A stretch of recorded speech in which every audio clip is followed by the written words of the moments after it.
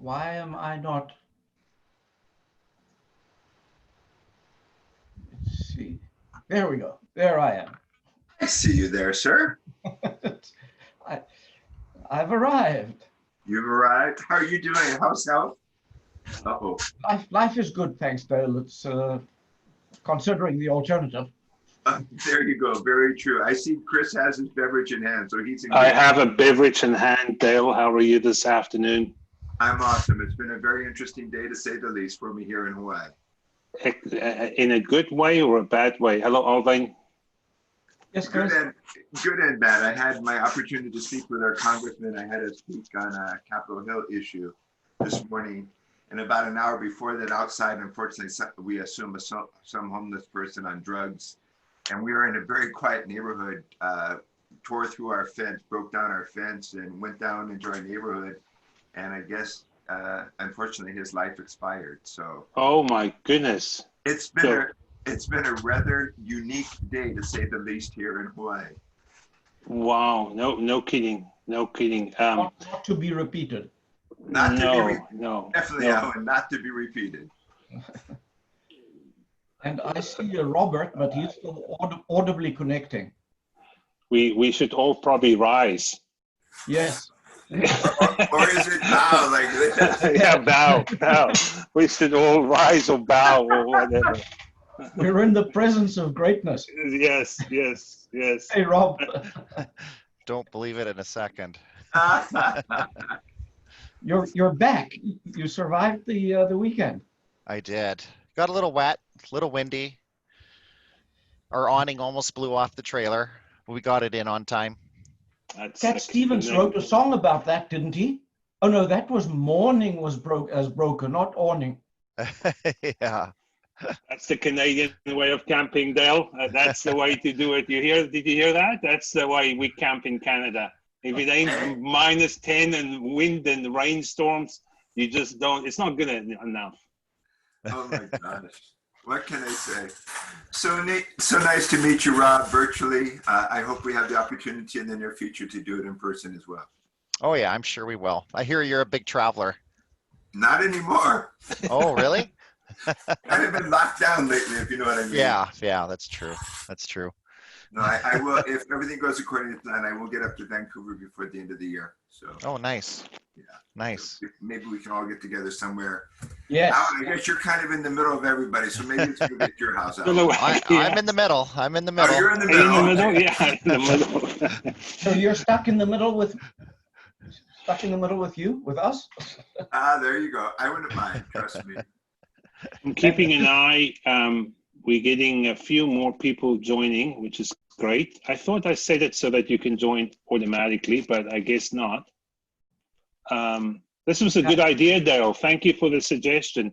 I was running around like a blue arse fly just a few minutes ago, setting up a laptop, sweating like a bullet, thinking if my makeup is going to run, my stage makeup. At least he still has a sense of humor, right? Yes. Chris, you can change the security settings on the meeting to disable the waiting room, then people will join directly. They can. I can. I will keep an eye on it. I did actually, now that I remember, set it that way so that I can leave the riffraff out. But obviously, it wasn't successful.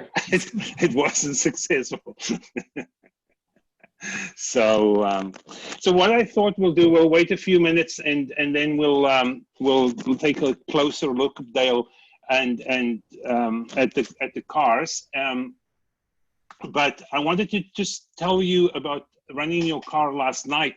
It was really quick. I'll speak about it in a second again. It's really fast, but. Excuse me, Rob and I was sort of talking over text earlier as well, but it's very light and a little bit erratic. So the times for the car was in and around 4.3, 4.4 seconds, and it was one of the first cars that I ran. And because my track was down for the last few weeks, and I've been working on a few projects at home, it was a little bit dusty. And so I thought after running some of the other cars, I would run your car again. And that must be Mr. Tony. Hello, Mr. Tony. How are you, sir? I'm very well. Thank you for joining us. I'm Chris, by the way. You can probably Yes. tell. And we've got Rob and Alvin Super Slap, and we've got Dale Aloha. I think you've met, have you not, Dale and Tony? No, I have not. I have not. Oh, okay. Okay. So we have a few people on the call. I just want to see. You guys can all hear me. I'm using this Bluetooth headset, and you can hear. Okay. So I was running the car, and it was like 4.3, 4.4 seconds, and then I decided, after running a few of the other cars, let me run yours again because maybe the track was dirty. And Karen was actually giving me a hand recording the times and resetting the computer just to make things go a little bit quicker. And bang, it was like below 4.1, and it was really quick. But it was definitely harder to drive, and I think I had more D slots with your car than almost any other car. It's if you get it hooked up and if you get it all just dialed in perfectly, it's super fast. But I have come to in my personal opinion, the conclusion that I'm not a big fan of that 30K NSR motor. It's got a lot of punch, and maybe if you're running like a metal chassis heavy car, maybe that's okay. But I can't remember. Rob, can you remember, or Alvin? You guys drove all the cars to date. Can you remember ever having a strong performer with that 30K NSR, which is now the 32K, I think, NSR motor? Geez, Chris, I ran the cars about 2 years ago. I mean, okay, I exaggerate, but no, I only drove the cars at your place, and then round 0 and round 1. That's months ago. I can't remember. I'm sorry. That's a green motor, correct? Yeah. That's the green one. That's the green one. Yeah, Yeah. it's like us, Rob. Green? It's also Gray. You know, So it should be great. I don't remember either. I don't remember, Uh-oh. Chris. Courtney, put that away. No, I don't. He's muted. Yeah. Oh, is he? He's a Yes, muted. I'm muted, so I don't get too rambunctious. How about that? Hey, We Courtney. figured it out. I'm actually working on my GT3 car right now for next year. So That's excellent. Oh, we'll listen. We'll end the meeting now, and we won't share any. So that was great. Thanks for those ideas, Dale, and thanks, Rob, Alvin. Okay, we'll talk to you next week. But yeah, I have the same feelings about Dale's car. It was super quick, lots of grip. It felt like it had lots of grip, so much grip that it would lift the front end on start, and even on the start of some after the corner when you gun it, you could just see it slightly lift. So I think just a little bit of weight, like a slab of weight on the pod, would have tamed that beast. No, I appreciate the other comments. I don't want to take away from everyone else and what you're doing, but no, I certainly appreciate that. I think the challenge that I have here is, again, it's myself and Lance is here, unfortunately, on Maui today. We built a track. It's as good as what it is for Hawaii. And Chris and I have had a number of conversations about, we're in constant humidity here and we're pretty much in constant heat here. So it's interesting to see the dynamics when the cars go in the winter and then they start moving across the continental US and Canada. It's always interesting to see what tracks they perform well at and what tracks they do not. Like Courtney and discussions, yes, we're already working on our Group 3 or GT3 cars for next year. So mine is officially there. I have no problem running a fast car. Obviously, you can see. My concern is I just don't have the bandwidth or the understanding that you gentlemen have running around other people's tracks, etc. And I think one of the things that I noticed even last year in running is when you get to tracks with elevation, if you don't have weight you're sunken. You have an absolutely beautiful track there, Rob, and that was quite apparent. I could literally hear the car going off, etc. And I'm sure other people who run under 80 grams for car weights will share in that problem. So I leave it at that. But no, sincerely, thank you. Okay, so can you guys see, is the picture reasonable? I just switched cameras, so hopefully you can now see the car. And beautifully.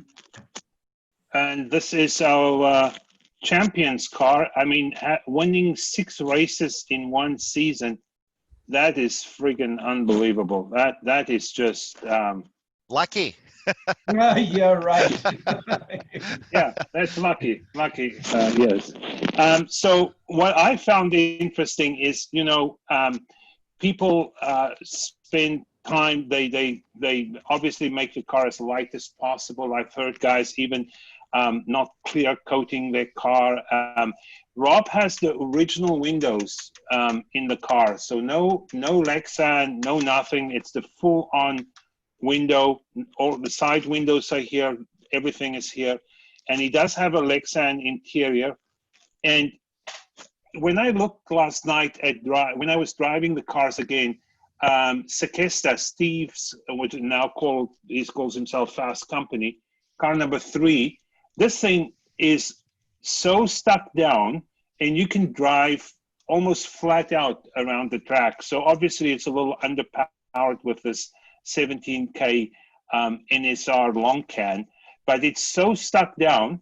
And then I compared that to Dale's car, which was also stuck down and so super fast at the other extreme. And then you had kind of in the middle Rob's car, which was just good all round. It was fast enough without being the fastest, and it was stuck down.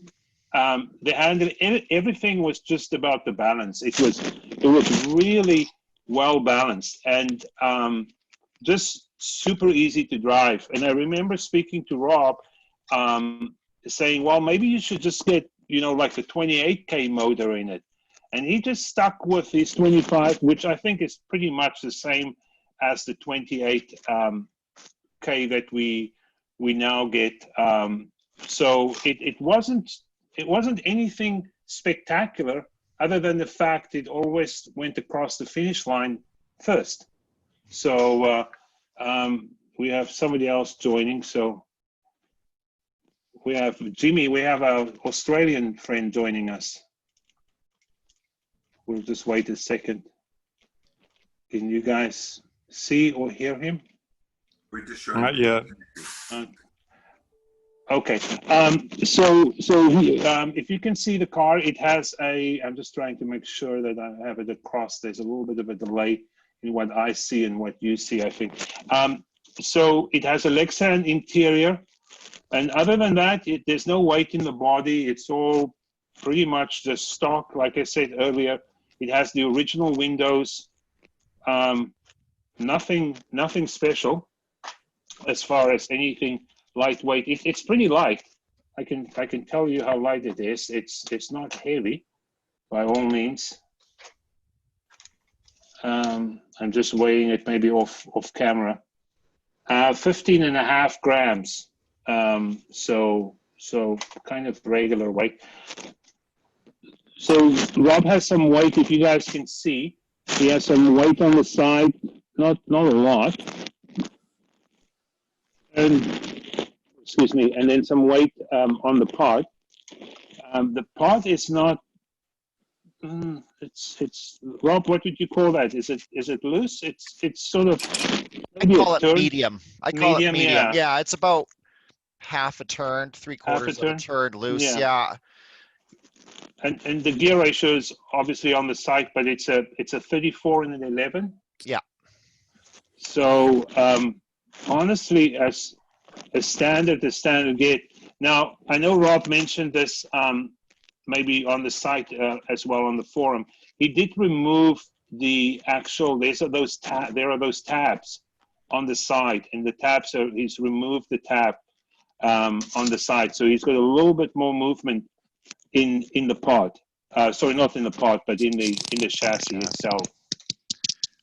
See, I did test out a medium chassis, and there's quite a big difference between the medium chassis and the standard hard chassis that comes with the Scale Auto. And I found, I don't have any proof, but I found by cutting the slot out completely with my Dremel, I was actually able to go a little deeper into the corners with that chassis. And it doesn't de-slot, ha, ha, ha. Yeah, yeah. So yeah, it just felt a little better. Just I go by feel. So Oh, just without the body, looking at the car, the front wheels are just touching, and it's yeah, nothing extraordinary. And I mean that in a good way, Rob. It's just a standard car. There's nothing really all that unique about it. it's heavier than my usual cars. Yeah, what The is the Group total 5 weight? cars, it's 90 grams, I believe, or 91. Okay. It's the heaviest car I've ever submitted. Usually my cars are around 85 grams that I build, but for some reason these GT3 cars, I don't know, I had to get to that 90 gram level. I've got 3 slabs of weight on that pod, and then 2 Oh, yeah, layers, okay. 2 skinny layers all around on the front and sides. And then plus 2, when I was tuning it without the windows. And then when I stuck in the original window, I even had even more mechanical grip. Kind of maybe I raised the center of gravity and I had more grip that way too. So Kind of like the 320i's. They seem to be a high center of gravity. yeah, So. yeah, that's something that's worked for me. And ultra grips, correct, Rob? Yeah, they're untreated ultra grips. Yeah, the tires. If you look at it, oh, let me turn this on and see if that makes a difference. Is that too much light? No, it looks good. It looks good. Okay. The tires look good, Rob. They look really evenly worn.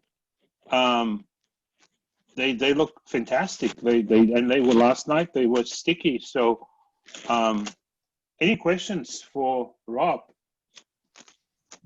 Are those 12 millimeter rears, Rob? Width wise? No. I see a lot of guys using the large Scale Auto. What are they, 12 or 13 millimeter hubs that have the air gap? But Yeah. these are Not Scale Auto. I think you mean CB. CB design. CB design. Yeah. These are CB design 10 by 15. So, Okay. and the tires are 12 by 15. So there's about a millimeter of overhang Okay. past the rim. Yeah, you can't quite see it, but there is a tiny, like Rob says, so probably a millimeter overhang in total, Rob, between both sides. It could be. It's a noticeable overhang. Yeah. And I don't think we've ever had anyone, so maybe the competition wasn't as fierce, but I don't think we've ever had anyone win 6 races. So that was quite incredible. I'll just grab my car next, because that's kind of the way it's here. So I do have the Lexan windows. The reason I have these orange stripes on it is because I noticed in one of the earlier posts, it was Tony who had the same body. So I wanted to differentiate between his car and mine, and so I stuck these orange stripes on it, and now I quite like it. I do have those CB Design 15 by 13 by 13 wheels on the back. And I have super grips. These are in fact the same tires I used in 2 proxies before. I was running this car and it was like, okay. And I ran probably 2 or 3 sets of tires, different tires, and it remained okay. And so as a last resort, I went and took the tires off my BMW from last year, and I put them on this car, and I think I got a 3/10, maybe a 4/10 improvement in lap times. So I didn't do anything else. I just took the tires off and put the old tires on from the year before, and they were also super grips, and the car just came alive. And so tires. I don't know what makes these tires special. I really have no idea.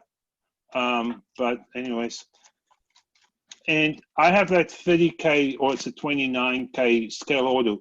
But what makes this motor work for me, and I think, having said that, I think it's the last year that I'm using this motor, because I think I've come second so many times that, sorry, I just want to admit one other person here. I've come second so many times that I think I need to try something else. So I'm going to try a different motor, I think, next year. So that's my car. It has a Lexan interior, and it has a Lexan windows. And I'll weigh the body for you. I'll just, sorry, the screws, I don't want to lose them. So the body weighs in at 13.8. Rob, what was yours? 15 point something. Yeah. So the body is about a gram lighter.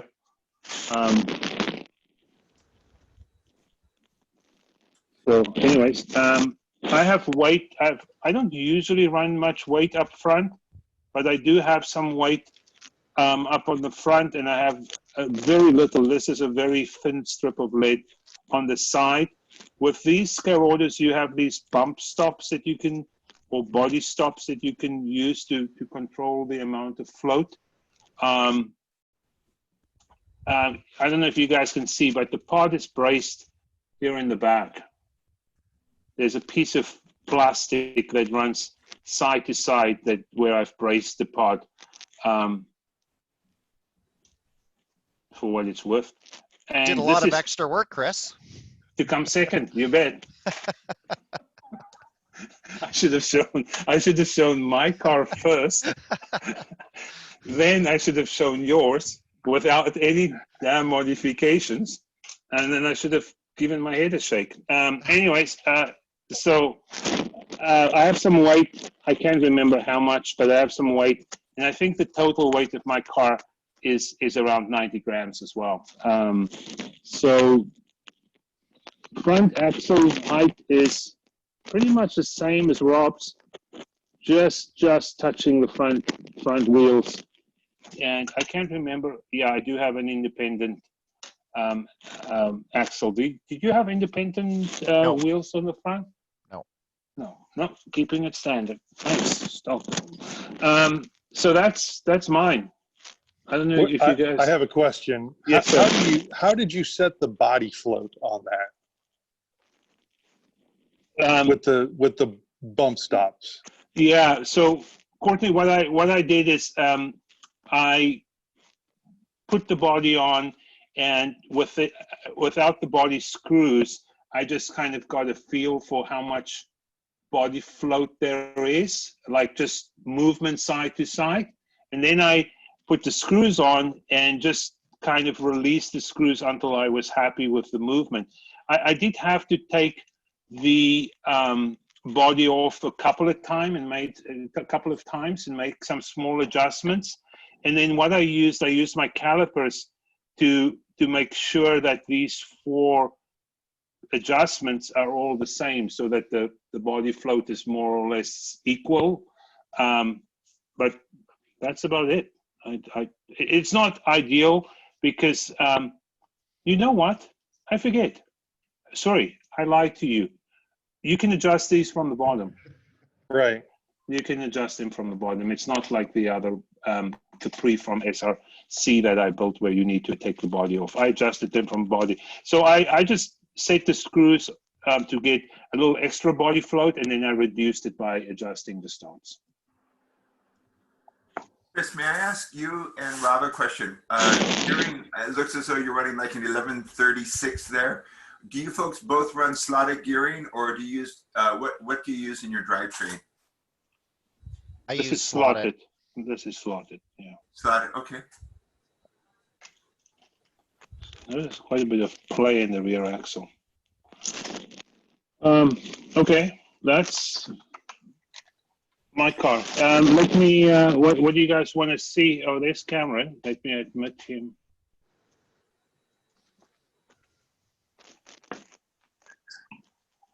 Hi, Cameron. Hey, Cameron. Hello, hi, Cameron. Good day. Hi all, hope you can all hear me. We can hear you fine. You have a strange accent, but other than that, it's good. Yeah. You get that when you live in Australia. Marks and curses. That's At least I was a day early rather than a day late. That is true. That is true. That's it. We just took a look at Rob's car, and what was noticeable about it was it was absolutely pretty much stock standard. It is just a stock. Even the windows are stock, but obviously it ran exceptionally well because it won 6 races. And he just mentioned that it was a little heavier than he used to build the cars at. Was it 90 or 91 grams? Yeah. Yeah. Then we looked at mine, which had a lot more stuff to it, which was disappointing since I still came second. But it was, yeah, not much difference other than the fact that I did have a lighter. The body is actually a little bit lighter, and I had a 30 or 29K motor. I wanted to say one thing about this motor in that although it is similar in RPM to the NSR motor that we spoke about earlier, it is very low in torque. I think it has less than 200. It's about 150 grams per centimeter of torque. So it's really quite. It's not that powerful, but anyways, it worked for me, but only to the point of allowing me to come second. So anyways, what will we look at next? Why don't we look at, since he just joined us, why don't we look at Cameron's car? And I won't make the same mistake that I did the first time I got one of these. Cameron, it's the same where I just loosen the 4 screws and then and pull the body slightly to the side. Yeah, just back them off maybe half or 1 turn. Okay. Does this one have 4? Because you have the arrows. Do you have the ones on the back or only these 2? There's 4, so the ones that are recessed below the chassis plate. So Yeah, I think it's those ones. yeah, that's the one. You might need a slight. I don't know if the screwdriver will fit in there, but yeah. Oh, it's good. Oh, sorry, I dropped it.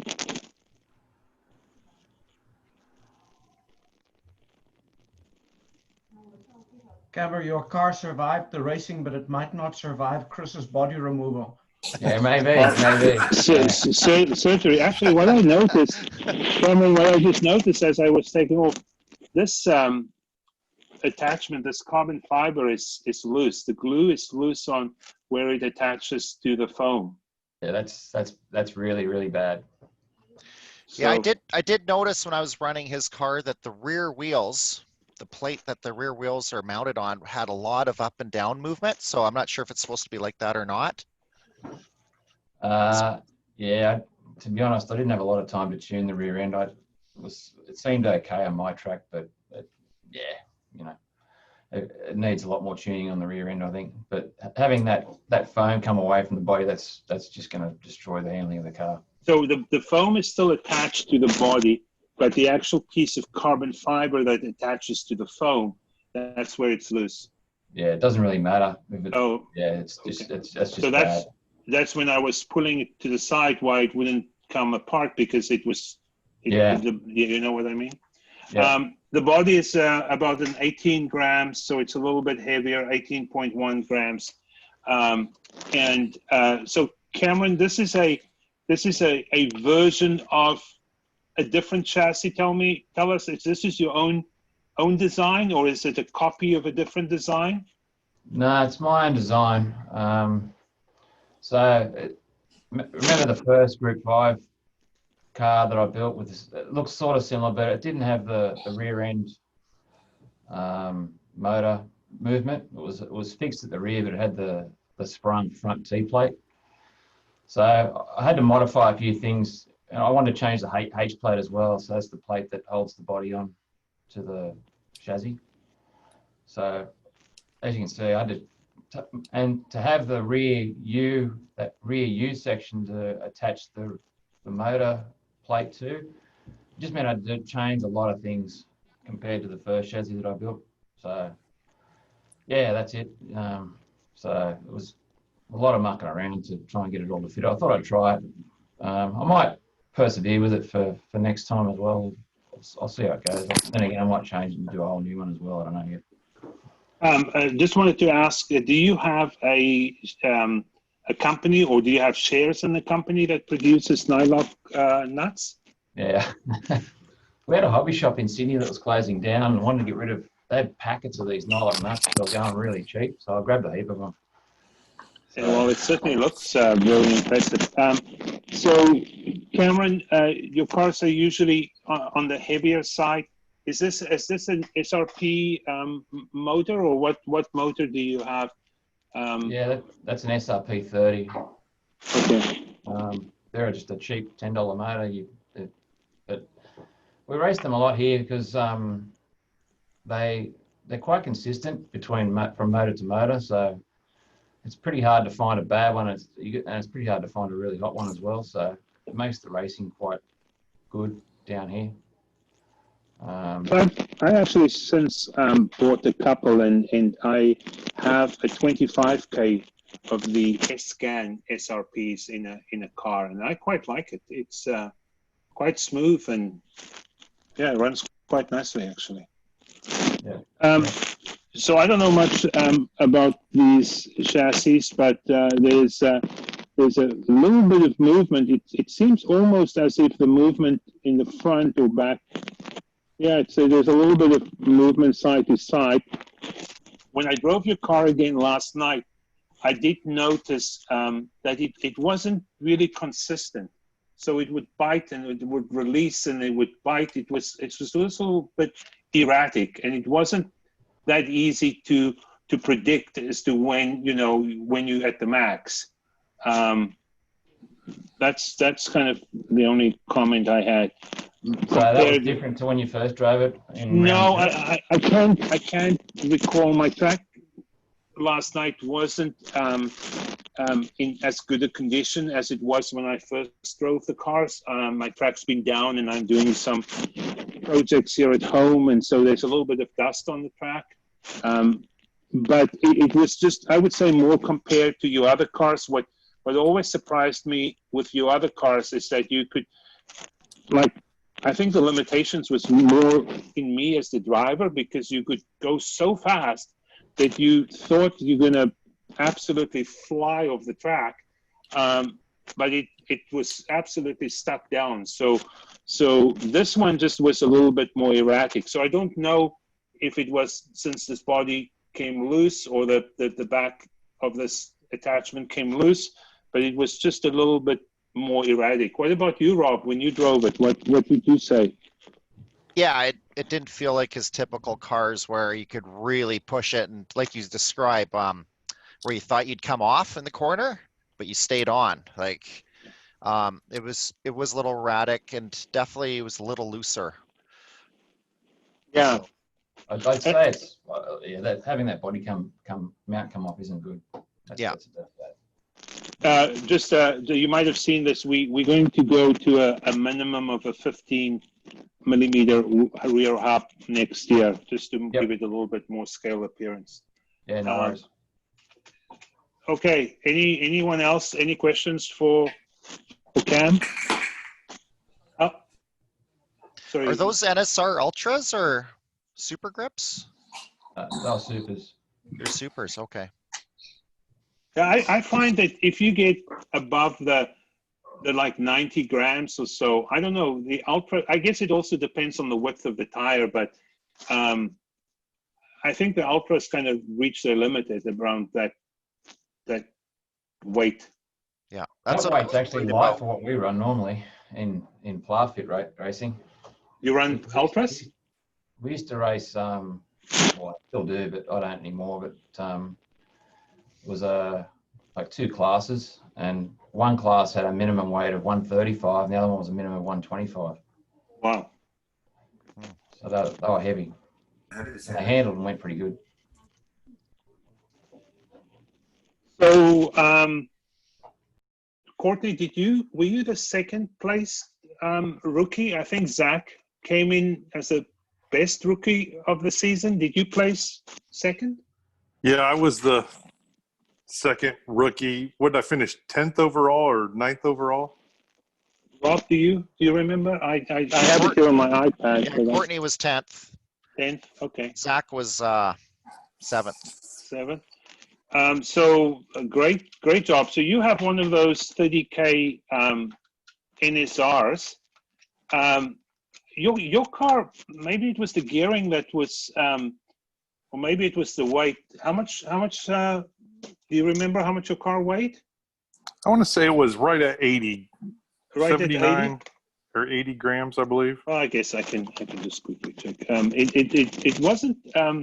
Was actually quite easy to drive. I had no issue with driving it. It was quite well balanced. Rob, do you remember driving this?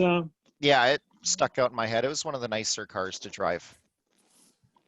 So Courtney, it came in actually heavier. It came 88 grams. Okay, 88. Okay. And you're one of the only guys that. So remind me, the blue is the most flexible NSR chassis. Is the yellow one up from it, or is it the other way around? The yellow is the most flexible. Okay, so the blue is then one stiffer than the yellow. Right. Okay, so you ran a very flexible chassis. Ultras or Super, or what tires do you have on the back? There's quite a bit of tire stuff, marbles in here, so I assume it's a soft tire. Yeah, those are ultras, and of course I went with the hard pod. But my thought process behind the yellow chassis was to get more bite out of it, let the chassis move around, and keep the drivetrain solid. It didn't work out quite like I wanted. Now that I see some of the other cars, and I'm having. Even today, I'm having a little bit of a problem getting forward bite off the turns with the cars that I'm testing, and I think those have a 17 mil rear on it, and it looks like I'm going to have to go to a smaller hub. Yeah, fair comment. The tires definitely, if I look at the wear on the outer edges of this tire, especially what is on the right hand side, this tire is quite blistered on the outside, and you virtually have no movement in the pod. Is the pod locked down? It should be. It should Oh, be pretty close to lockdown. Yeah, there is a tiny bit of movement. Yes, and you have some weight on the pod, and that's about it. So it's quite light on the front, and you're running the front wheels quite low. They're quite. I mean, I can not even turn them. So you're running the car quite hard on the front tires. Yes, and so I'm working on a second. I don't know. I have an NSR. I have a Scale Auto. I have another car that I'm working on, and I just discovered I'm running way too. That car has way too much weight on the front tires. The front tires need to be off the track for sure. Yeah, I would agree. I don't know. Some of you guys might look at this differently, but I find that if I just raise the tire just where it barely touches the front, the track, the car has a little tendency to roll onto that tire, and just as it rolls onto that outside tire, it generates grip because it is starting to lift that inside tire ever so slightly, because it has that the outrigger or the tripod or whatever you want to call it. It's just that little bit of movement allows that outside tire just to grip a little harder. That's my anyways. So any other comments on Courtney's car?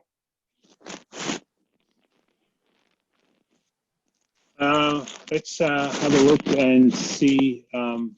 Jimmy's on the call, so Jimmy, I haven't heard him speak, but let's have a look at the playfit. I mean, Cameron, Jimmy has won some playfit championships down in Australia. He's a bit of a boffin, as we would say back in South Africa, when it comes to playfit chassis.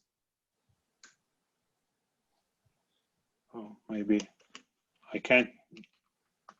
Cameron, are you on mute? He's muted. Oh, Sorry. Sorry. Yeah, he has won quite a few Australian championships with playfit.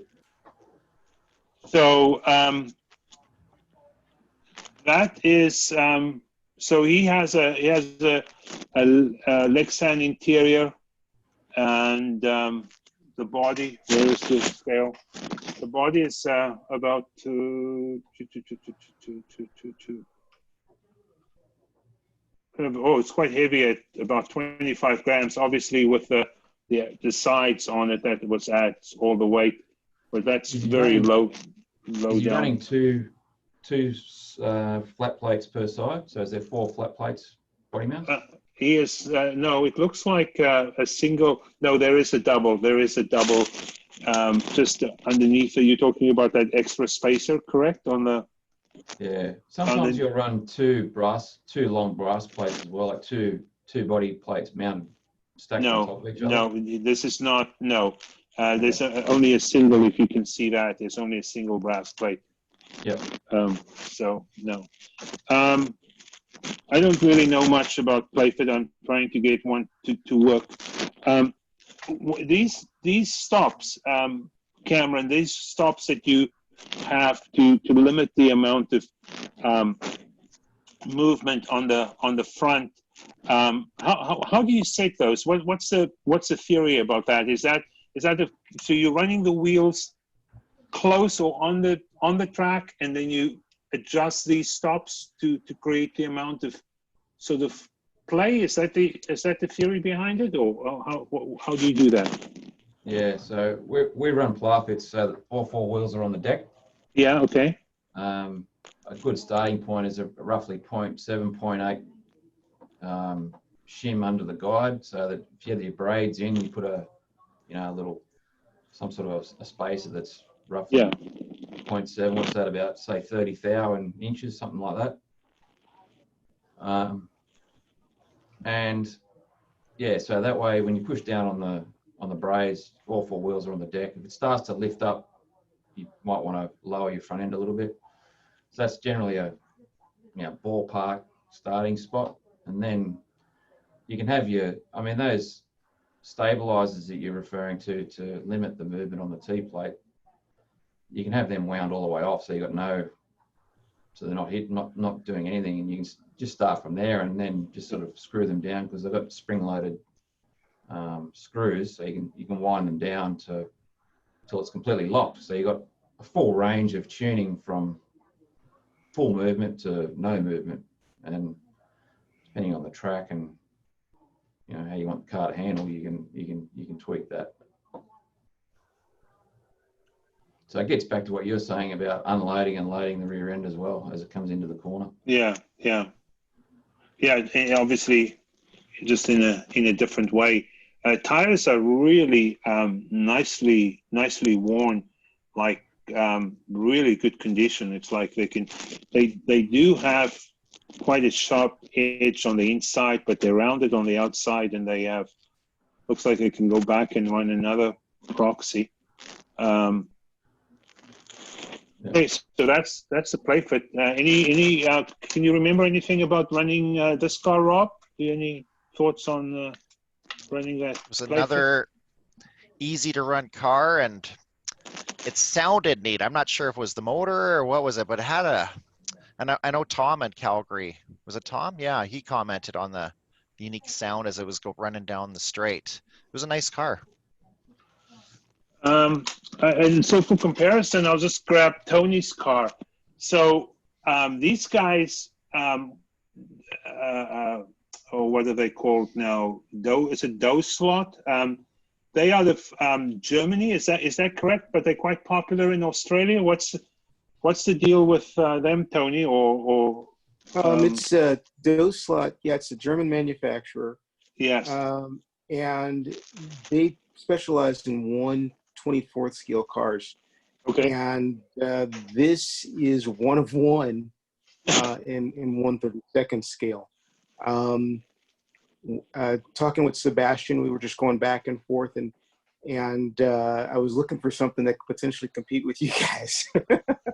and I asked him if he's ever built one in 1/32nd scale, and he said no. So we started out with a couple different designs on the plate, and we went from a 1.5 millimeter brass plate down to 1.2 millimeters to kind of lower the weight to see if we can make the car a little bit more competitive.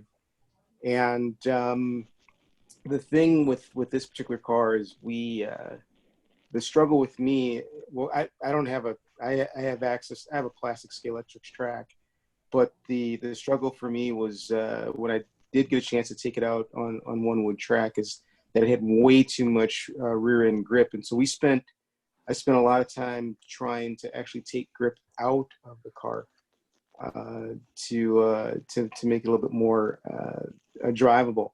The motor pod is on 2 springs, and then the T plate is also spring loaded as well. So so it has some adjustments to it, and it's probably in my mind, I think it got better towards the end. It had too much motor. That's a lesson that I learned. But towards the end, I felt it was more competitive than it was at the beginning of the Proxy. I don't know what may have attributed to that. And now the thing we have to do is figure out why it's snapping braids. The other design that was manufactured literally had in between the triangle there, in between the pods, that was actually cut out. Yeah. And it didn't have enough weight on the front for it to actually work the way I wanted it to work. So this was the second plate that was manufactured to actually get it where I thought it would be competitive. It was all built on theory. It's beautiful. I should have given you a few extra bonus points just for the design. It's I don't know how well you guys can see, but the thinnest carbon fiber. It's beautiful work. Yeah, absolutely. I see your front. Without a guide now, it's hard to tell, but the front wheels are obviously solid not completely solid. I found that. Did you run extremes? That one here, was it extreme tires that you ran? That first tire was an Ultra Grip that was that I put some oil on it. I put some more oil on it. I put some more oil on it. Oh, okay. And until it disintegrated. Yes. So that was a lesson learned. This car actually, I think this is an Ultra Grip tire on this one, and I think I was right around 90 grams. It's probably the heaviest car that I've built for Proxies. And I, if we run this car back again next year, I think we'll do it with less motor and probably on a Super Grip, just because it did. In my mind, I felt that it may have had too much grip in the chassis. And you guys can correct me, because I've never driven it. I've never driven on a routed track before. So, Rob, I wasn't able to drive it last night because of the guide. But Rob, what do you remember driving this car? Oh, it felt nice. It had lots of grip. And I remember seeing it for the first time on your round zero, and I was scared. It looked fantastic on your track too, so it's just unfortunate what happened. Yeah, you pre-qualified, Tony. I think you were the top pre-qualifier. Was that correct? That's correct. That's correct. Yeah. I mean, my track's small. I mean, it's lane length is only 50 feet, and compared to Rob's, what, 95 Yeah. feet, Rob? Yeah, 90. 90 feet. So on my track, I mean, it had a lot of motor. I would agree with you that was, or maybe the gearing. What that looks like that's a 35. 30, 34. I think it's 1134. Oh. That was a last minute change to give it more, try to give it more brake. Okay. And my track is really small. It turns a 380 on my track. So it was I was trying to figure out how to get it slowed down because I'm like, this is way too much motor. Yeah. So that was the point behind the gearing. Yeah, it's and then the back, you've got springs that the motor mount actually moves on these springs. I mean, it's Yes. definitely beautiful work. Yeah, very, very nice. And I know I said that at least a couple of times. I love the way you did these wheels by just adding the inserts to. I think those are NSR wheels. It's an are they not? NSR wheel with the outer ring of a sideways racer wheel. Or I just yeah, love the look. so yeah, I thought that would be kind of cool. And I was trying to keep it as light as I could at the same time. Yeah. How high the H plate is on that. What's that, Cameron? It's interesting how high the H plate sits. I haven't seen a design like that before. Yeah. You can turn it side on, Chris. Yeah. That the distance there. So. Yeah. Yeah. And that. Okay, so there's this movement. Yeah, there's pretty good body float. There's pretty good the T plate. I adjusted as best I could to get the movement there. It has a lot of movement. And when I was talking with Sebastian, I was concerned with some of the lateral movement on the rear, and he's like, "Nope, it'll get you grip." And sure enough, I think it had a lot of. It actually had too much grip, and you know, I did a lot with the springs to try and tighten that thing, you know, the stiffer spring and doubling up on springs to try and take as much grip out of it as I could. And then I stuck you can try with them as well, Tony. What's that? The other thing you can try with them as well is sometimes it works, sometimes it doesn't. But if you take the front spring out altogether and just put a small spacer in there. On there, on that point there? No, on the rear pod. On the on here, on there. Yeah, that one there. That's the one. Sometimes that'll work good on some tracks because it'll tend to kick it up a little bit and get a bit of drive out of the corner. Oh. Thanks, Cameron. You can try it. Sometimes it works, sometimes it doesn't. Just it's something that's worthwhile trying anyway. Okay. Who else do we have on the call? We have Alvin and Dale. Okay, let's look at Dale and Alvin's cars, and I have one more. So Dale, definitely just feeling the car. It's light. Oh, sorry. That's. Let me try that again. Chris, while you're doing that, I'm kind of curious. I mean, a bunch of very distinguished builders here and creative minds, so it's really great to see this. But what I was surprised, if we go back to last year and we looked at a significant number of entries were sideway products with the BMW M1s, BMW 320s, etc. And it was interesting to see this year that there was Skill Auto, NSR, and then obviously Cameron, some of the stuff that you create is just absolutely amazing, and Tony as well. I'm a little bit surprised that there really wasn't more sideways product. And I guess that's kind of my question is I found one inherent drawback on the car when I actually filmed it with a camera. And that is just in front of the motor itself, even with the stiff pod, I noticed that the chassis would actually tweak, excuse me, right behind the gear on the motor itself. The chassis, you could actually see tweaking coming out of the turns, which the stiff chassis was a little bit better, but not much. And I ended up going with this. So number one, my question is, why do you think there's not more participation with sideways products? And number two, if anybody did run this product, what were your drawbacks that you saw? I never did try a sideways product for this proxy. I stuck with Scale Auto Corvette because I had luck with it with previous builds on my own. So I'm surprised too that the Lamborghini wasn't entered by more people. So I'm curious as well. Good question, Dale. I did try a Lamborghini. In fact, if you can look behind, no, in front of where I'm sitting, you'll see my little workshop.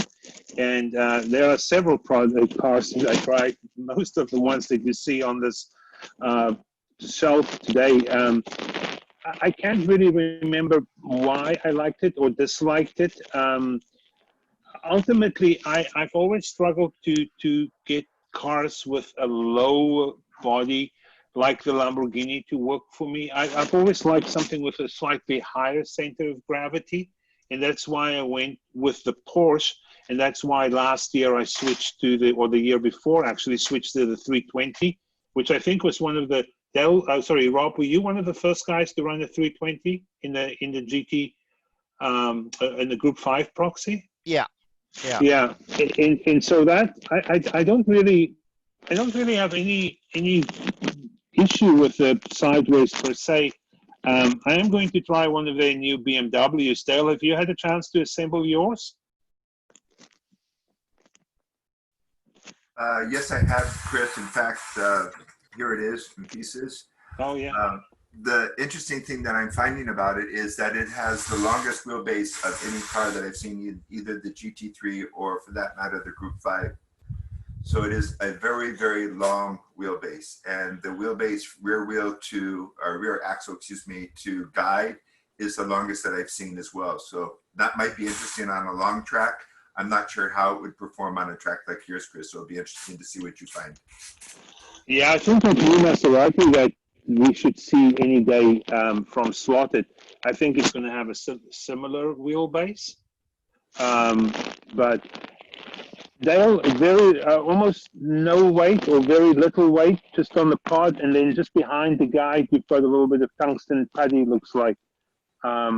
Wheels, as it sits here at the moment, the wheels are not touching, or if they are, it must be just. Last night, I don't know, I liked your car a lot better last night.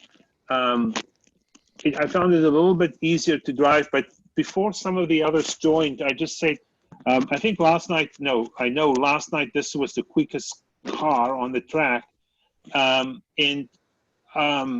it was just a little bit erratic. It was just not consistent, and that was the only challenge. But when it was hooked up, it was super quick. I do notice a little bit of blistering on the tires.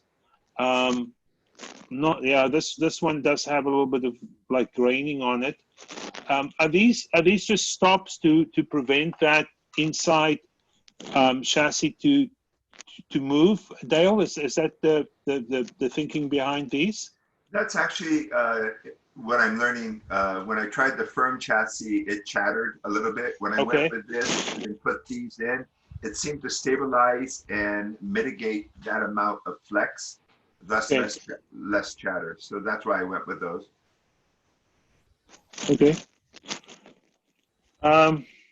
Any other questions? I had actually built one, and it actually ran really well. I hadn't converted it from the angle winder to the sidewinder, but I had just a lot more time invested in the dough slot.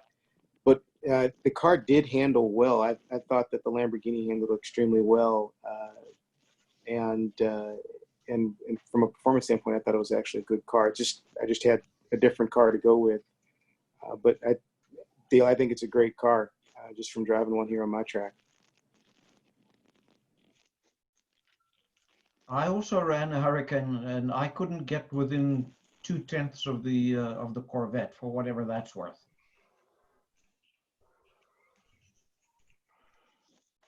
Okay, so this is Alvin's car. Wait Can I on the just butt pod. in for a second, Chris? Sorry. Yes, yes. I'm just gonna have to. I've got to go. I'm at work at the moment, so I just got to. Well, it's Few things nice to of thank you to join us. Thank you very much, Cameron. Stay safe, stay healthy. How is the exchange student? Do you still have the exchange student with you? Yeah, she's going well. Yeah. Excellent. So Have it's you all learned good. some Chinese? Yeah, Chinese girl. Yeah. And So- have you learned? Are you able to speak now in Chinese, or has she learned Australian? Nah, Which is harder? Nah. Yeah. Well, tell you what, English is a pretty hard language to learn. That's for sure. I know the Australians haven't mastered it yet. Yeah, Oh, exactly. listen to you too. Yeah. Good idea with the It's a Zoom real meeting, pleasure but to meet you. it's been good. I've enjoyed this, so it's carry Thank on you. for next year. I think it's good. Yeah, thanks very much for joining us, Cameron, and thanks for participating. We really do appreciate you guys sending cars from down under. It gives us extra credibility, and it makes the victory even more special. Yeah. Oh, You Which guys doesn't set the happen. bar I mean, high. you guys put a lot of effort into organising this, and really appreciate it. It's a lot of fun, and I'm sure Rob will pick up the baton and run with it next year, and it'll be all good. I got big Cameron shoes to fill. Yeah, Cameron, very nice of you to join us. Thank you very much, and stay safe and say hi to all the slot car racers down under.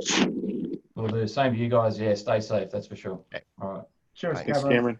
Cameron. take it easy. Thank you, Cameron. Hey, Alvin, your car looks like it can go back and race one more time. It's in great Well, condition. it has to race one more time to catch up on the number of laps it's behind everybody else. Alvin, I do notice, I don't know if you can see it on camera, but there's a groove in this outside tire as if it was running up against the body, and might want to take a look at that. Can you see it on camera or not? No, it was something that I feared, because I thought I tried to put too wide tires on it, Chris. Oh, okay. And, yeah, that's definitely one of the problems that I had. Also, if you look at the same side as that tire, if you look how clean the actual edge of the body is, I wouldn't be surprised if the tire was rubbing up against that. But other than that, it's the front tires are just touching, and man, those are nicely treated front tires. Do you put is it a nail polish or a CA glue? What do you use? Those are super slick. About 4 thick coats of Sally Hansen. Okay. And then just polish it afterwards. Wow. I was going to say super slap, and then I said super slick.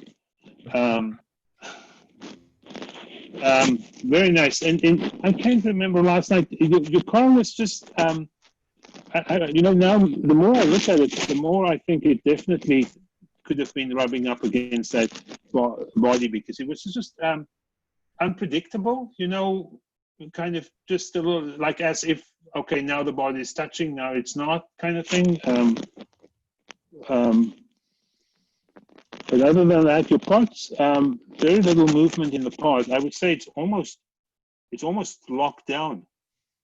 Very little movement in your motor part. I think I had most. some chatter that when I tested it on Perry's track, at Roger's track, and yeah, it's one of those things that's, don't mess with a car the day that you have to deliver it. So I tuned most of the performance right out of it, I think, at the last minute. just to be on the safe side. Of course. Are you running a slotted axle in slotted bushings, Alwyn? Yes. Is there some movement there? If I use my imagination, well, once you get it back, check it. I'm wondering if that bushing is moving in the part. Then it's just maybe not. It's, you know what? There is a bit of movement on this. There is a bit of movement in this axle. I'm really torn between the regular slotted pods and the bronze bushing. You know, the bushing style. Yes. The spherical bushing versus the regular bushing. Do you glue those bushings in, Alvin? Yes, I did. You did? Okay. Yeah, I just added a little run of super glue around the edge and then squished it in. Okay. I have a question. I'd be stunned if there was movement in it, but Go ahead, Courtney. I have a question with you have the lead laying over the cutout in the chassis, and I know Rob ran his. Do you see the lead on the edges there? yes, It's over the cutout. Do you think that hurt the performance, or do you think that calmed it down, or what was the reasoning there?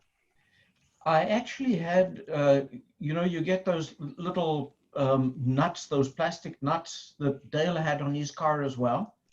I had those on, and I thought it was better locked than not. But that could be, clearly there was something awry with the car, so that's something that I'll have to experiment with more. But for this one, I definitely found it on the tracks that we run on. It seemed to do better with that movement eliminated. Okay. But if we take a look at where the two cars ended in the series, you can draw your own conclusions. Yeah, I'm cutting out the tabs on mine. As we speak. Hopefully a little neater than I did. My cutout job looks a little rough. I'll send it over. You can cut it out for me. Yeah. Courtney, where are you based? Which part of the U.S.? I'm in Chattanooga, Tennessee. So Wow. 2 hours. Yeah, 2 hours to Atlanta, 2 hours to Knoxville, 2 hours to Nashville. You might not know this, but a very good friend of mine who went to school with me in Cape Town, a girl by the name of Erica Gerber, lives in Chattanooga, Tennessee. She runs a business that supplies credit card machines to companies. Oh. I don't know her, but this is obviously we have the trucking industry uses a lot of they do all their payment with credit cards. So yes, it's a big deal. Yeah, her actual married name was actually Erica Halter, but anyways, that's a story for another day. Okay, the reason I opened, he's not on the call as far as I know, and condolences again to if he ends up watching this video to Roscoe, who lost his dad recently.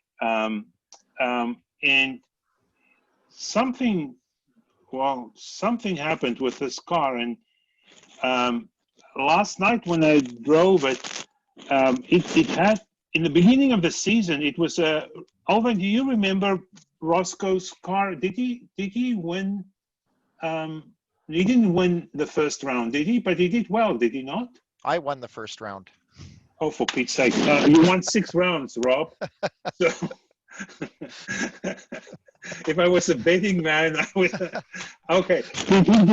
Roscoe was third in Vancouver. Okay. And what did I say about his car?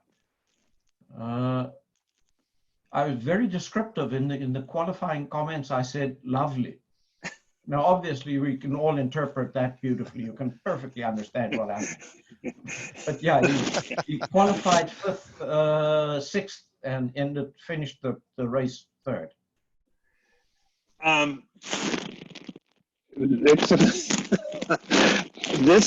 But last night when I drove it, so I was aware of this front. This is, I think it happened at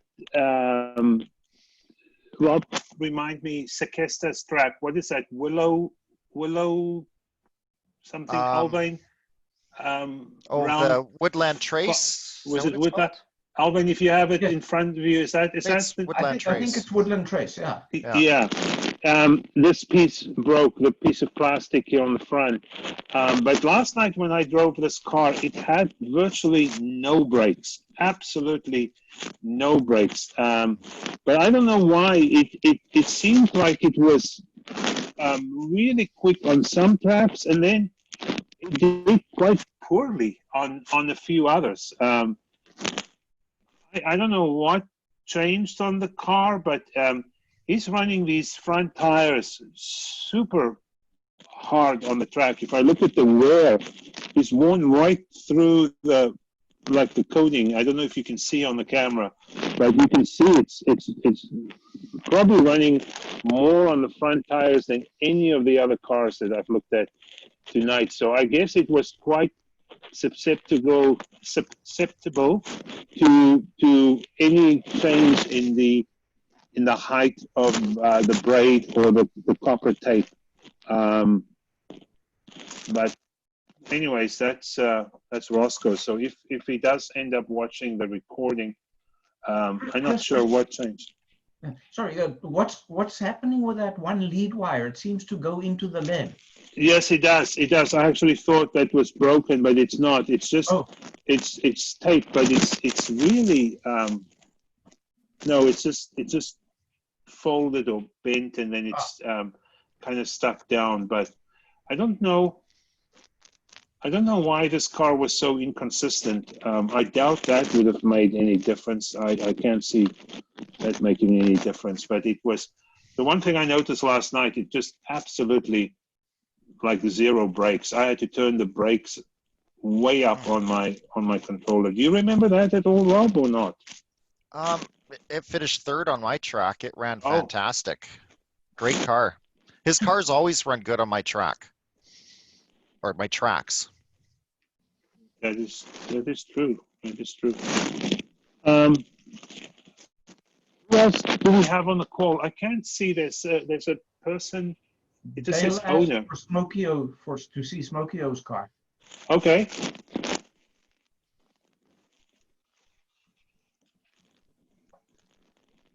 To me, it's Sir Smokio, Alwyn. I just want to make sure. Sorry, I apologize. It's an opportunity to see Mike's car, because when I was in the team with him at the 24-hour, he plays his cards very close to his chest, vest, whatever. Is it pretty locked up there? I'm not sure. I think he has some silicone in there. Maybe I don't know the combination. Right, it's tamper-proof is what it is. Yeah. That would match what I just commented on, with him being very protective of his. I see that you guys are running your front tires just barely on the track. I'm picking that up. Yeah, it's sorry. Who's that? Is that who was that speaking? I don't know the face. Arnold. You got my handle is ROLN on the board. Arnold, hey buddy, how's it going, man? Fantastic. Welcome. Well, thanks for joining us. Yeah, some of the cars, I would say, would you guys agree, from the majority of cars that we've had on the bench tonight, I would say they all have just the slightest touch to the front for the front wheels on the setup block. Yeah. I would say there was, from the cars that I've seen thus far, Roscoe's, what is it called now? MOV 41T. We used to be Gas 41T. His was definitely the heaviest. You can actually see the wear on the front tires. If I look at Smokio's, there's no wear on those tires, and if I turn it, it's just ever so slightly now with the body on. I would say this is fairly consistent with most of what I've seen this evening. Just the slightest touch on the front wheels. So this is the part. It's good for you to be on the call, Harold.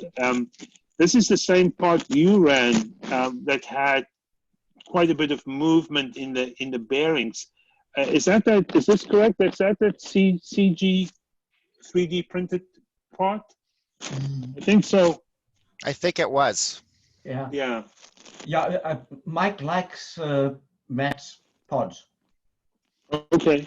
So he has definitely more weight to the front than I've seen. Courtney, like you said, he doesn't. No, is it cut out? Yeah, it looks like he's also cut the. Is that? Yeah, I failed to glue my bearings in. It kicked me out. Yeah, this looks like it's been this has been cut as well. It's from what I can tell, it's been cut, and this is the softer of the two chassis, correct, Rob? Yeah, it's the medium, I believe. Yeah. Scale Auto. And he has a little bit of movement. Well, not much. In fact, most of the movement comes out of the chassis. He didn't use that. I mean, there's that little plate that you screw down over the rear bearings. He didn't use that. But you know what? If you well, I don't know if you can see, but there is definitely. Can you see that movement in there or not? Yeah. It looks like the bushings move in the pod. Alvin, actually, I think it's the whole. You look, I obviously I'm a bit closer, but it almost looks like the whole part's moving. No, it is maybe. I know that's maybe I'm pulling too hard, but I'm just not sure about that. To each his own. To each his own. He's won more races than probably me, but I have more second places than him. So you have more second places than anybody, Chris. So there's one other car, Zach. He was the top rookie. Did any of you guys try the Mercedes, the NSR Mercedes? I tried it and I couldn't get it to go worth anything. Makes two of us, Alvin. I couldn't get that thing. It's got two screws in the front, if I remember correctly. Where's one that I can actually see? No, maybe just one. I couldn't get that, but that's the part screw over there. So, maybe I should learn how to.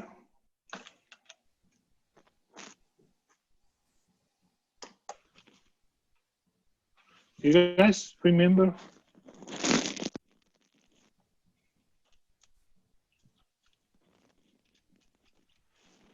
This is slot racing a Wise Mercedes. It was easier to see the screw, so I just took this.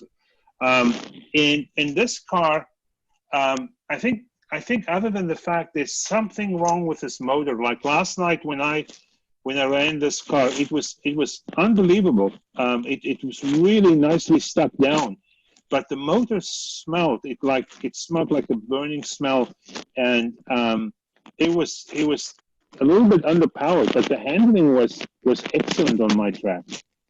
And I don't know what caused that, but I think this motor is an issue with that motor. Other than that, it ran pretty good. Did anyone else drive a Mercedes? No. I did. I gave up on it. Yeah, I think we've got consensus on that. The three of us tried it and couldn't get it going. I've Just- never had luck with NSRs. I've had more luck with slotted or scale auto cars in the past. I don't know. What I'm missing, but I've never had luck with NSR. Now I see why I wasn't able to get the screw. There's a piece of black electrical tape over it, and I couldn't see it against the black chassis. Rob, that should be your handicap next year. Is you'll have to run an NSR. Yeah. Yes. So not much different. Oh, he's got a brace across the back here as well. It's got a piece of piano wire that's glued in above the bushings. I just recently, have you guys tried those slotting plus bearing holders? So the bearing is actually built into, and then there's a piece of aluminum that goes in between, and it really stiffens up the back of this. You have to cut it because of it's more designed for an angle winder than for a side winder. So you have to cut it to make allowance for the side winder, but it stiffens up the back. He did the same thing. He put a piece of, is it carbon fiber? No, it's a piece of piano wire. He's got a piece of piano wire glued in there, kind of like what I did on my slotted part. But anyways. And I thought we looked at one of Dennis's. Dennis's car, I think, had a motor issue because it was significantly faster last night on my track. It was a completely different car, and I think Rob, it did much better during the last few races of the season, did it not? Yeah, it seemed to. It came alive. Yeah, I think he said that he think there was an issue with the motor, and it kind of cleared itself. So this is Dennis's chassis, but it is Alan's car, and I mean you can see it right there. So, well, that's. Is there anything else? The last, maybe just the last quick one here. This is a unique chassis, so I think it's worth looking at. Where did Les finish, Rob? Was it? I think he finished around. Well, he was in fifth until that second race in Edmonton, that twisty, windy little Medona. He dropped there, so he finished around seventh, I think. Okay. So the weight came loose, which is probably not ideal. It's still stuck down, but it's definitely not. I don't think it was meant to be in that position. He's done an amazing job with these Lexan chassis. He really has mastered the art of them. And this is one of the first ones he actually ran with a slotted pod, did he not? Because the others were mostly without a pod. Yeah, he mills it out of a solid block of Lexan. Unbelievable. Yeah. Unbelievable. Yeah. Okay. Well, unless you, yeah, go ahead. It's Pepsi 62, by the way. Hey. Thanks for this, guys. Yeah. How you going? Pretty good, thanks. Is that pod glued to the Lexan or is it screwed on? No, it's screwed on. It has 4 screws. It's got a little brass plate that looks like it sits on top. I don't know if you can see, just on top of the Lexan, and then it's screwed on. Okay. The screws are below the tape, but it's screwed on, and it's got quite a bit of movement. Well, actually, more so in the front than in the back. But the chassis itself is quite stiff. But I think this was probably Les's best result in one of our proxies. So has he done better? This car was a nice car to drive. It was up there at a few tracks, was it not, Rob? Yeah, it was Tom's favorite car in Calgary, and I think Darius's favorite car on the first big track. And yeah, it's a good car. He even milled the guide is even milled out of Lexan.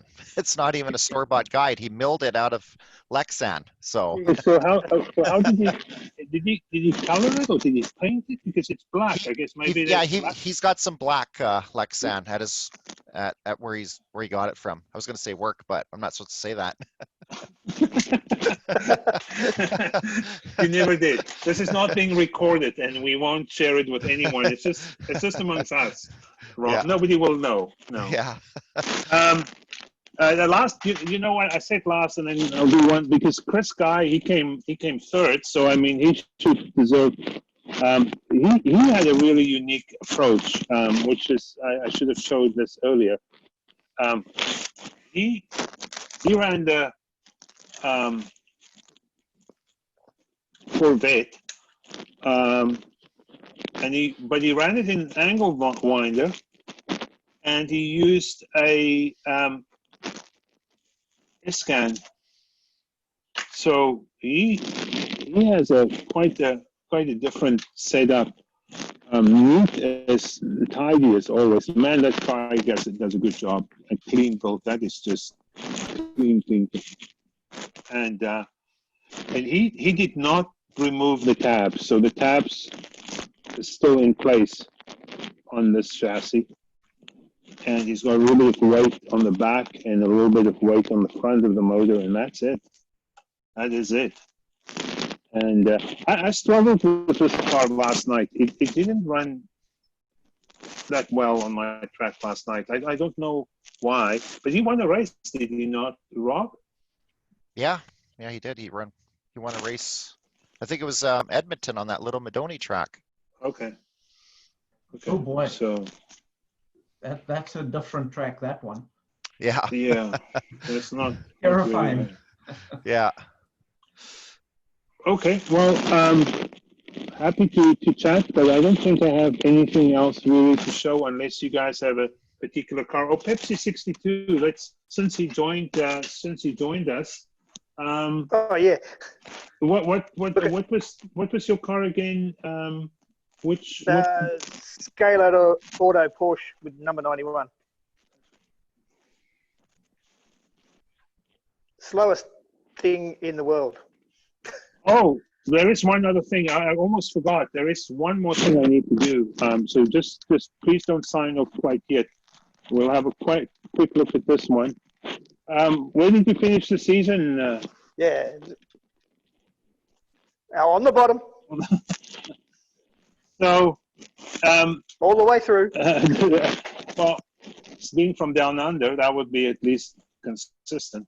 Yeah, that's right. Yeah, in the southern hemisphere, that would mean you finished at the top, didn't you? Exactly. Yeah, good thinking. Well, coming from the southern hemisphere myself. So this full interior, I probably would say this is one of the few cars that did not have a Lexan interior. Most of the cars ran a Lexan interior. Some ran the original windows. And then pretty consistent with what we saw from the other cars. Is this an SRP motor? Yeah, 30K one. Same as what Camber and Jimmy were running. So a little bit play in the axle here, but that sometimes happens over the course of a season. Weight on the pod, fairly consistent with what we saw with the other cars. A little bit of weight on each side, fairly consistent. A little bit of weight behind the guide. I would say just based on the wear of the front, it's running pretty heavy on the front tires. I would say that might be an opportunity for improvement. I don't know, the tires are not glued. I would suggest even gluing the front tires. and truing them. You're still running the plastic wheels, which are fine. Is fine. The only thing sometimes in the Proxy, I don't know if the other guys would agree with me or not. If the car does take a knock, it can bind up they can move on the axle and they can perhaps bind up. So it's not something I would recommend, but I have done it myself. I have run plastic wheels because they're super light. But standard, nothing. Huh? Yeah, it just lacked a bit of speed. I think it handled most of the tracks okay, just wasn't quick enough, and had a bit of chatter. Yeah, they did have a bit of chatter. And the tires are still glued mostly around the edges. So Yeah, I'm pretty before sure I forget, they were super grips. super grips? Yeah. Yeah. Yeah, I think there's quite a few of us that had super grips. Let me put these body screws back before I forget. And then I just need to do one thing, since we have a few people on the call. Were there any other questions or anything else that anyone had wanted to ask? Is this your final opportunity?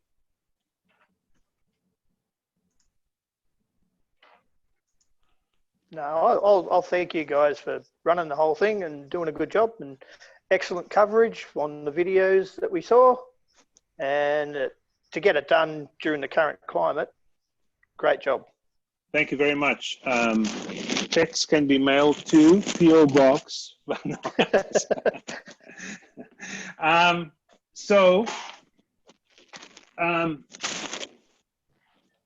Trophy presentation time. Third place, Chris Guy. Congratulations, Chris. Well done. Yes, well done. Second place. With an angle winder. With an angle winder. Second place, myself. Well done. Thank you. Shake my own hand. So second place. I have if anyone wants a deal on second place trophies, maybe send me an email and I'll see what I can do, because I have a. How about $2.22? Yeah, sure, Courtney. By the way, you probably won't be allowed into next year's race. So it's amazing how people say they won second place. Yes.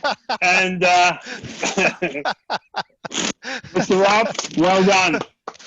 Congratulations. Absolutely dominated the 2020 season. I don't think we've ever had anyone win 6 out of 10 races. It wasn't even close. I did try and cheat a couple of times, but that didn't help me at all. So congratulations. And then finally, I don't know how many Canadian do we have on the call, but I have, as you can see, I have trophies, medals for Rob and myself, Leadfoot down in Kelowna, Les, Sky, of course. Please help me, keep me honest. Where's the rest of our Canadian? We have Tequila Kid, who unfortunately did not finish with his car breaking down. And we are missing DMN 17. And now you need to help me with one more, please. Who am I missing? Leadfoot? I did say Leadfoot, I believe. We did? I'm missing one person on the Canadian team. Super Slab, DMN. A Super Slab. I forgot about him. So that is the 2020 season. And Rob, thanks. I know for all the help you did, and I know you're going to do a great job.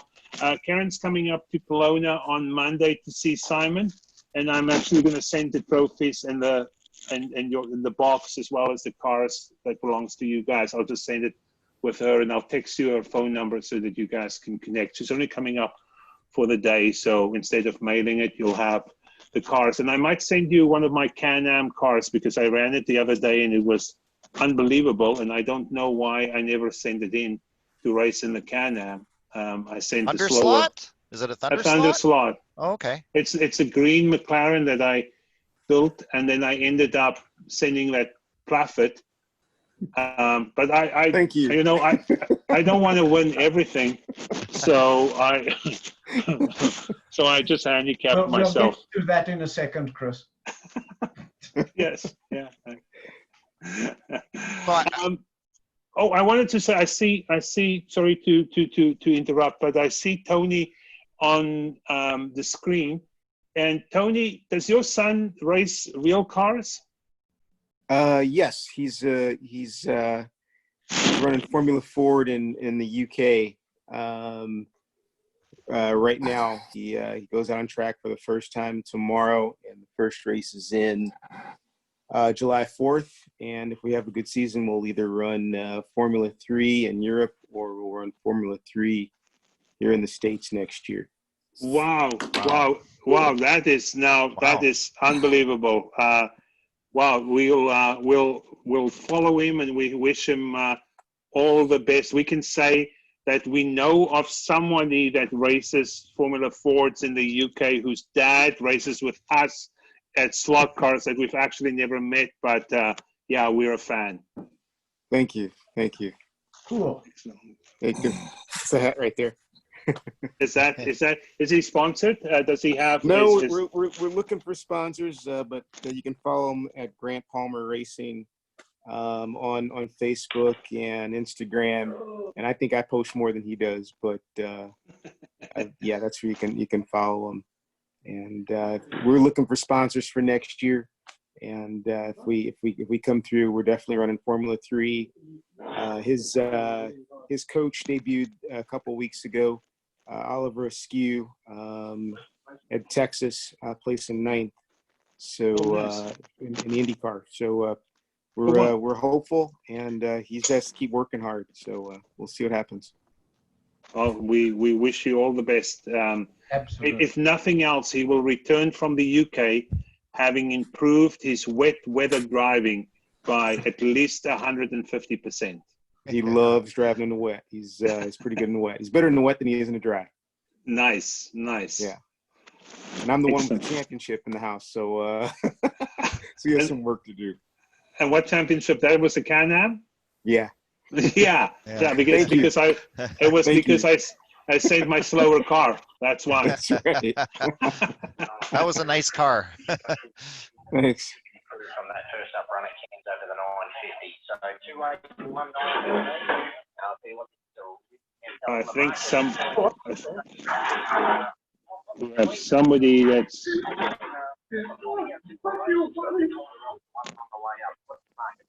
Is that a television show?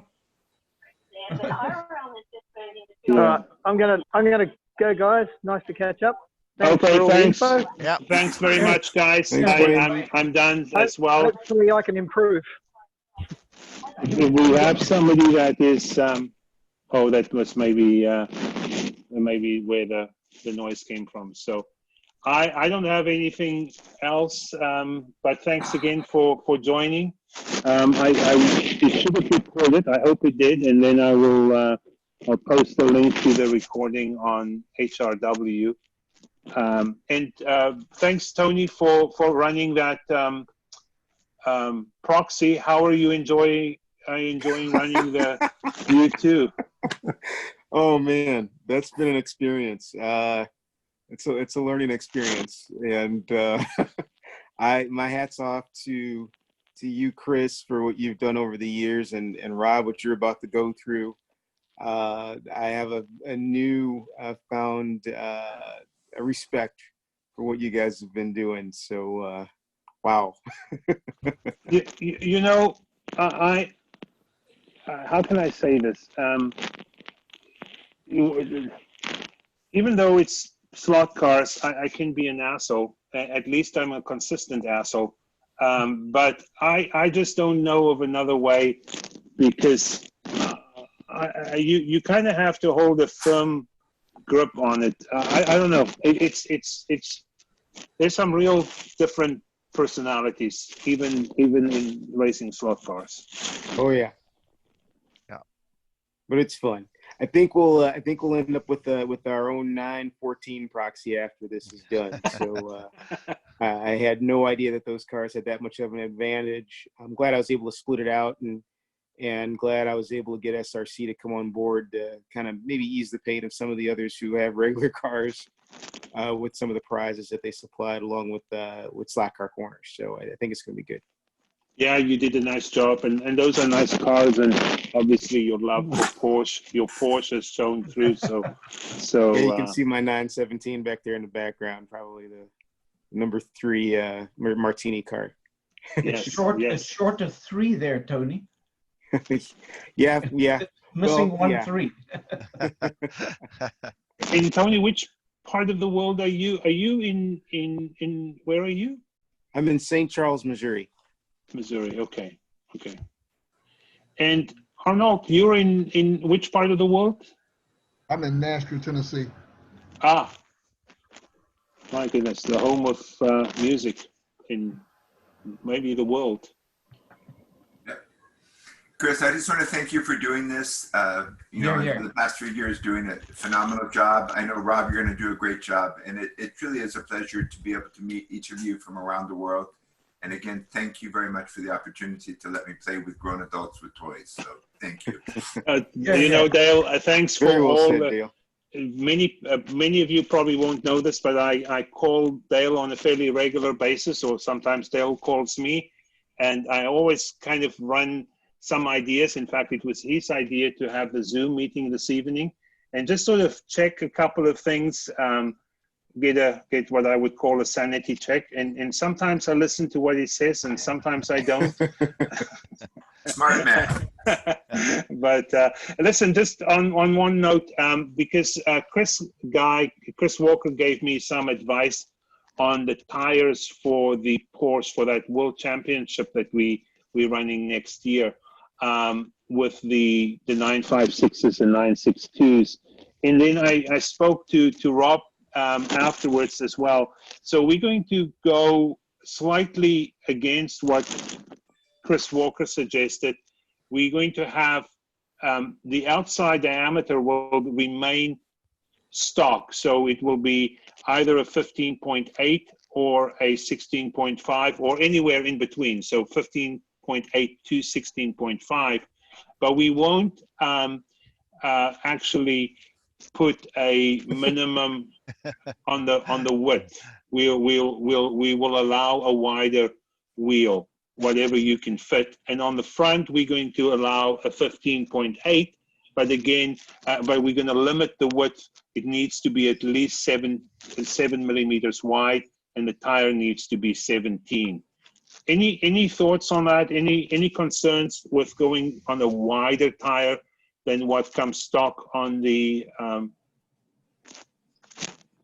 Sorry, I'm just hearing somebody sounds like mowing their lawn, which is kind of strange. It's 9:15 in the evening, but anyway, any concern running a wider tire on the back than what comes stock?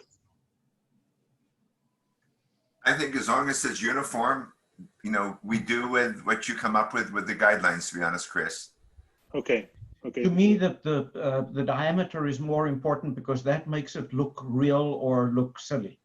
Those are almost verbatim what Rob said and I said. So when you look at the car from the side, the car will be as per it looks scale. And if you want, because the wider wheel just gives you a little bit of a tuning option. If you do decide to maybe run an inline or perhaps run an angle winder and it allows you a wider tire, hey, good on you. But the car will still look, and you still need to run proper inserts. So you would need to run a insert that matches the period and the car. Oh, sounds good to me. Look forward to it. Okay, guys, thank you very much. Good night and good afternoon. Thanks, Chris. Thank you. Okay, thank you, everyone. Thanks very much. Thanks for joining us. Thank you. Bye. Bye. We'll talk to you later. Bye-bye. Good night. Good night.